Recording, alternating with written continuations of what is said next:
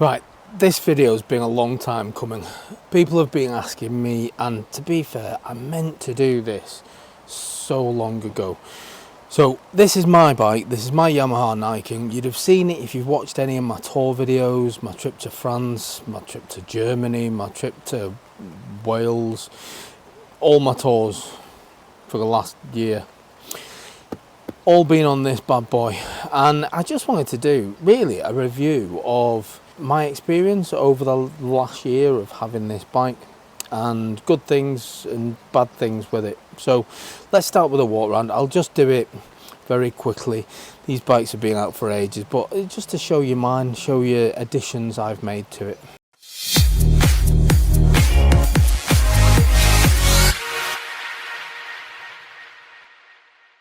So there's me sexy close-up.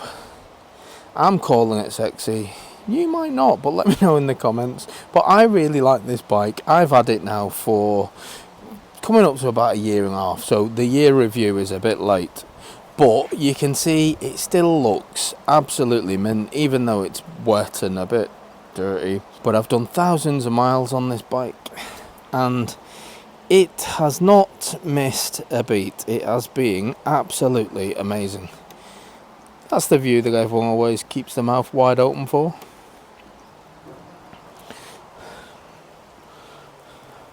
But you can see it's a lovely, lovely bike. I think so anyway. Comfortable, it's got a nice wide plush seat.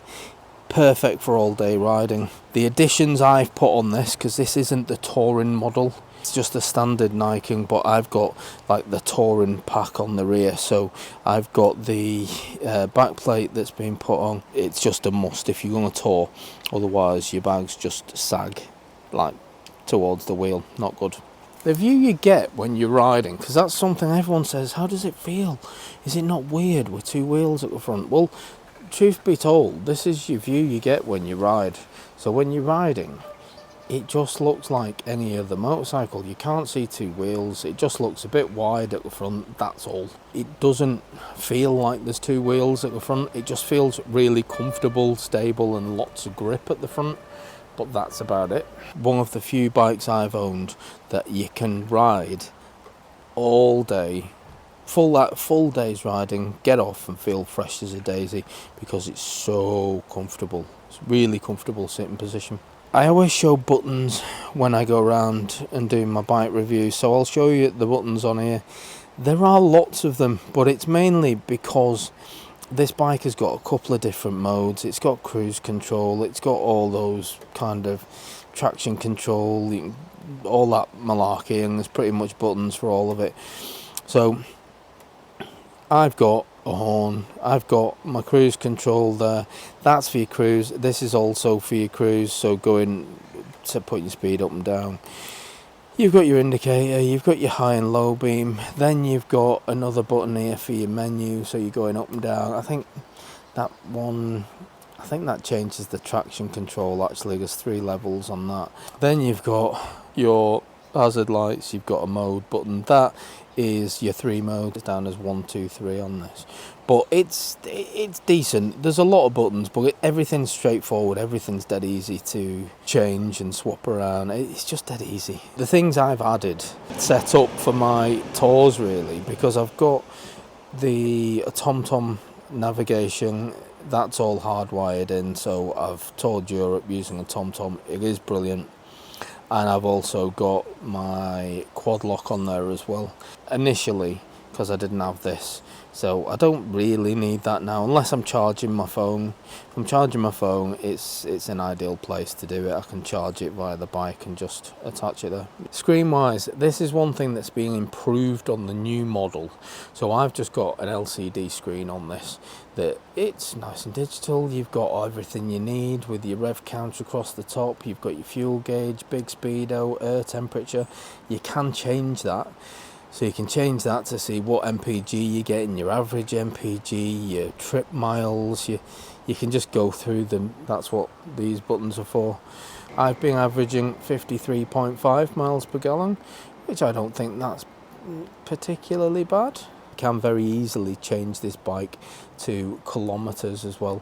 I like that. It's just one button and that changes to kilometers. So if you're going across the channel into Europe, it's perfect for that, because you don't have to try and calculate anything. You're just automatically on the local speed limits, aren't you? I think the only other thing I've done on this bike is add a little bit of colour and flair to it. Yeah, I know, sad, but that's the only other thing I've done is pop a sticker on. Other than that, it is just very, very standard, and I'm happy with it being standard. As I've pointed out, I'm only small, but this bike is really manageable. It looks like a really big, heavy bike, but it doesn't feel it when you're riding. It's actually a lovely bike to ride. I've not changed exhaust, I've not changed anything really, other than adding the pannier rack and the rear rack and a couple of like the electronic stuff like the sat nav. I've not really done anything to it, and it's just a perfect touring companion. So I'm going to go for a ride. Join me and I'll tell you a bit more about it. So first of all, one of the big things that I absolutely love about my Yamaha Niken is the comfort. It is unbelievably comfortable. I ride so many different bikes of different engine sizes, different manufacturers, and I stand by this. Only the Honda Goldwing so far is the only bike really that I can compare. Well, not compare, I would say the Honda Goldwing is probably the only bike that I would say is more comfortable than this. And for one of those spec'd up, you're talking best part of late 20s, £30,000.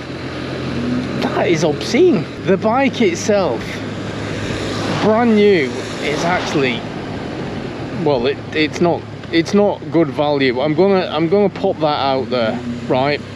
Because if you were to go out and buy one of these new, if I'd have bought this bike brand new, £16,000, it's around £16,000 is the brand new price of a Yamaha Niken, or it was at the time I bought this. I'm not precious about bikes having previous owners. I'm not precious about having the latest reg plate. I am kind of precious when it comes to mileage. I wouldn't want to buy a bike that has high miles. I like to buy a bike that has got very, very low mileage. And I bought this bike with 0 miles on the clock, but it was 2 years old because it was on a 21 plate. I bought it in 23, so it had been sat in the warehouse or the showroom for 2 years before anyone bought it. Now the benefit of that for me was, instead of paying £16,000, I paid £8,500. So £8,500 is, as near as damn it, half price. So 50% off, but the bike itself had 0 miles. It had never been used, abused by anyone else. It was a gleaming, brand spanking new bike. This brings me to probably the only thing I don't like about my bike. Whilst I consider that I saved a fortune on the bike, as I did, it was pretty much £8,000 off. The guys at Wigan Yamaha were telling me how they were basically not making a penny on the bike.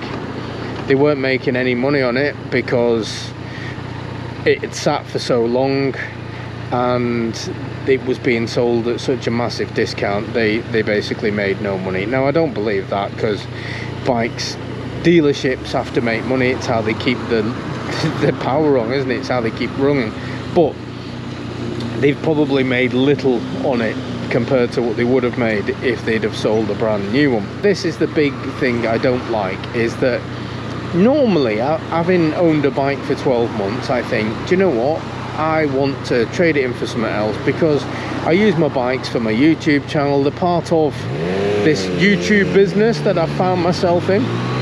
So I like to change my bikes every now and then. So after 12 months, I was considering swapping it for something else, and it wasn't because there was anything wrong with the bike. It was just because I felt like I'd done loads of tours on this bike, which I have. I've been across to Europe on it 3 times, 4 times, doing different little trips. Germany, Switzerland, France, Luxembourg, Belgium, Holland. I've done loads of riding around Europe on it. I've been over, it's had 3 or 4 times, I can't remember now, but I've done a lot with it, and I thought, do you know what, I'll get something for change's sake. So I did inquire, admittedly, on a different bike, and I thought, well, the £16,000 brand new, I got it for 8. I'd had it a year. It had about 5,500 miles on the clock. And do you know what the Part X value was? Wigan Yamaha offered me £4,000 for it. Now, £4,000 for a bike that was £16,000 new, I'd paid 50% less pretty much, and then they wanted to give me 50% of the value off in 1 year. And I thought about that long and hard and thought, that's absolutely outrageous. How on earth can anyone justify losing 50% on a bike in 12 months, especially a bike that you've paid, in my case, £8,500 for? You can't justify that, can you? So I looked at it and thought, what can I get for £4,000? And there is absolutely nothing out there for £4,000. I'd say there's absolutely nothing out there for £8,000 probably that has the comfort levels and everything that this has, like its uniqueness and all that. It's just, I just couldn't see anything at all that could justify me losing that sort of money, and also swapping it for that kind of money for something that would be a much lesser bike. And it would be, because as I say, this is a £16,000 bike essentially for £4,000, so it's lost a monster amount of money. Now I know the dealers will always tell you, well, you could try and sell it privately and that will save you a little bit of money and you could get a little bit more, and yeah, I probably could have. I like the ease of riding into a showroom on a bike and riding out on a different one, so I know you can get a little bit more selling it that way, but I just didn't want to do it. And having thought long and hard about it, I actually thought, why the hell am I selling it? Why the hell was I even considering selling it? Because this bike does everything that I want it to. It's surprisingly quick for the big beast that it is. I use this as my tour bike. This is the bike that I take everywhere, and I do it because I can ride all day long. I can do 12-hour days in the saddle on this bike, get off, and I haven't got any pain. I haven't got a sore backside, I haven't got a sore back, I haven't got sore wrists. I can ride it for hours and hours and hours, and it's just pure pleasure. You get off fresh as a daisy, and you can't say that about pretty much any other bike out there. So then I thought, I'm never selling it. And that's how I feel at the minute about this bike. It draws attention, positive or negative, doesn't matter. It gets people looking, and not just that, it gets people talking to you, because everybody comes over and they want to ask questions about it. And they want to ask you what it's like to ride, how comfortable is it, what does it feel like, and everybody's always a little bit kind of curious about it, and they should be, because you just don't see them. You don't see them on the road, and when people do see one, they want to ask you all about it, and I've got no problem with it. I actually enjoy speaking to people about it, because it's just a lovely bike to ride. And you can see even the size on this thing, it doesn't stop you from filtering. It's really, really easy to filter because the widest point of the bike is the front. So if you can get past something with your mirrors being the widest, then you're fine. A lot of bikes now, even like this, if I put panniers on the back and make it wider on the back, it's still as wide on the front. So it's really easy to gauge spaces to get through. So that's a good thing I like about it. I don't care what bike you've got, I could go out with you on this bike and you could have a £50,000 Harley Davidson, you could have a sports bike that's worth stupid amounts of money, and this, I would almost guarantee that this would get more attention than what you're riding. And it's just because it's so different. People don't see them. People see sports bikes everywhere.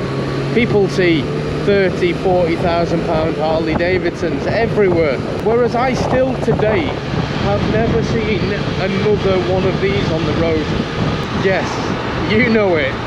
There is no way I was gonna go out and review one of my bikes with it being dry. It's standard. This is something I like about my Niken. The Niken can be used in the wet, and I would encourage them being used in the wet because it's got double the grip at the front.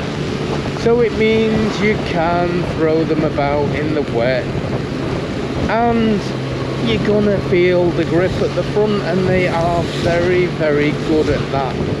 And there's a lot of people who in the wet, and I've been guilty of this myself in my early days, I'd be riding in the wet and I'd be riding unbelievably slowly because I'd be thinking, oh, I've got no grip, I can't go around that bend unless I'm doing 5 miles an hour because I've got no grip. Well, you don't feel like that on the Niken. The Niken's got loads of grip. I struggle with this bike to actually come out with anything I don't really like. I can't think of anything other than the depreciation. That's the only thing that I don't like. But as I've already said, I did consider, but now I've got absolutely no thoughts of swapping this bike at all. So if you're not selling your bike, it doesn't really matter, it's just a bike to use, isn't it? But if you are trying to sell one, that's the downside of these bikes. The money they lose is just unbelievable. And it's purely because, as I said with my own bike, it sat in a showroom or a warehouse for 2 years before I came along and bought it. So the people at Yamaha, they don't want another one in there because it could be another bike that sits for a year or 2. So if it's going to sit for a year or 2 in their shop, then they've basically just got a bike there that is just, well, it's dead money, isn't it?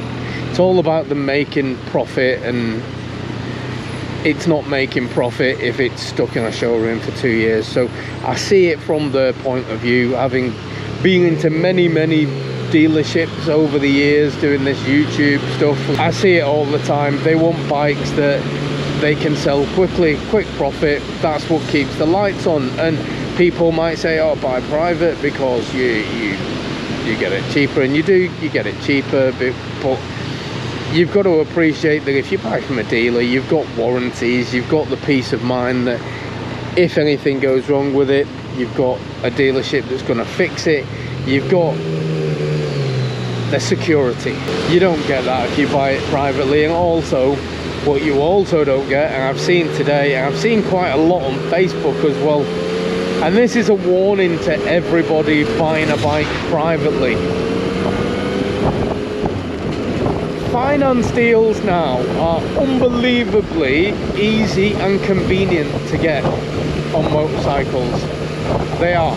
You can walk into any motorcycle showroom now and they've got motorcycles in there for less than £100 a month, They've got bikes in there on these really low finance rates, and they're really, really easy to pick up and buy. So it's brilliant for buying a new motorcycle or a used one from a garage. Brilliant. But if you're buying from a seller, then if you're buying one privately, it may well have outstanding finance on it. Now, I'm not suggesting that people who sell bikes with outstanding finance, yeah, you've got to. If you're selling your bike, you sell it privately, you get the cash, you pay off your finance settlement, happy days. But there are people out there that they're just a bit scummy, and I'm going to put it out there now, because what they do is they get a bike on finance, they sell the bike on finance, don't pay off the finance, but take the thousands of pounds you give them, and then ultimately you bought a bike cash, and yet the person that owns it is not you. Someone's pulled a fast one. The person who owns it is the finance company.